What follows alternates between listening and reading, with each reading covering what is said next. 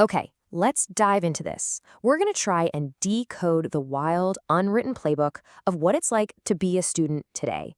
And trust me, it's a world of high-stakes drama, social survival, and some rules that are just, well, they're pretty bizarre. Just imagine your teacher hitting you with this line. You're suddenly one wrong word away from the principal's office. This right here, this is the new academic nightmare, and it's exactly where our story kicks off. So, first up, we're marching straight into the academic battlefield. We're going to cover all of it. The pressure, the panic, and yeah, the total absurdity of the classroom itself. So what exactly triggered that whole AI accusation? Was it plagiarism? Some weird fact? Nope. It was a single M dash.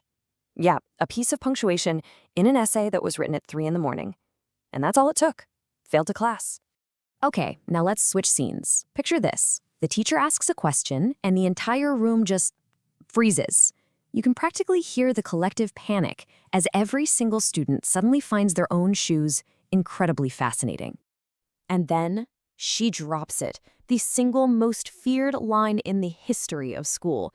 It is a total power move, and oh, she knows it. The hunt is on. You can see her scan the room with this little smirk, just looking for her next victim. And some poor soul in the back gets picked, completely panics, and ends up trying to give a grammar answer in the middle of math class. We've all been there, right? So, after all that stress, what's the dream classroom look like? Well, here you go. Phones? Totally fine, get your work done. Homework? Banned. You've got 6 other classes. And hey, if you want to wear a dinosaur suit to class, please do. This whole list really focuses on well-being, optional presentations and actual mental health days. What a world. But let's be real, school isn't just about what happens inside the classroom. It's also about figuring out this super complex social world, from friends who are basically criminals to friends who have absolutely no idea how amazing they are. You know this person. We all do. The friend who is like 2 crimes away from getting their own Netflix documentary.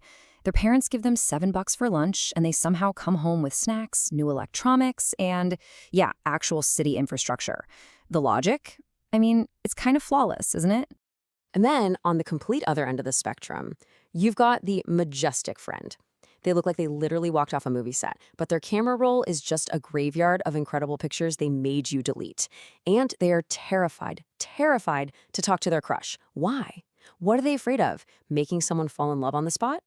But you know what? Sometimes it actually does work out. It all starts with these silly nicknames in class. Then one compliment after the talent show leads to these late-night walks, which eventually leads to a social media post with a little tiny heart. And finally, a study session turns into an actual first kiss, a true success story. Love to see it. Okay, time for our next section. This is where the digital world and the real world just kind of smash into each other. We're talking about my personal beef with autocorrect, survival game bathrooms, and some seriously wild million-dollar hypotheticals. I swear, my phone has a personal vendetta against me. I try to text, "Let's meet at 6," and it suggests something completely different. I try to get into an argument, and it turns "you're the problem" into "you're the princess." Seriously, whose side is this thing on? And speaking of survival, let's talk about the school bathroom. It is less a bathroom and more a level in a video game. You've got these mysterious vape clouds. There's always an NPC just staring into the abyss by the mirror, and the water is either boiling lava or straight from a glacier. You walk in, a student, you leave a war veteran. All right, now for a different kind of challenge. Look at this number. What do you think that represents? It's the amount of money, $2.5 million, that a Mr. Beast contestant walked away from, leaving a private jet for, quote, family reasons. My reaction to that? Absolutely not. For $2.5 million, I don't need sunlight. I will happily photosynthesize under fluorescent lights. Look, I love my family, but not $2.5 million love. Sorry, I'll become a cave goblin. It's fine. Okay, for our last section, we're going to shift gears a little bit, get a little more personal. This is a story about secrets, symbols, and all the memories that we just can't quite get back to.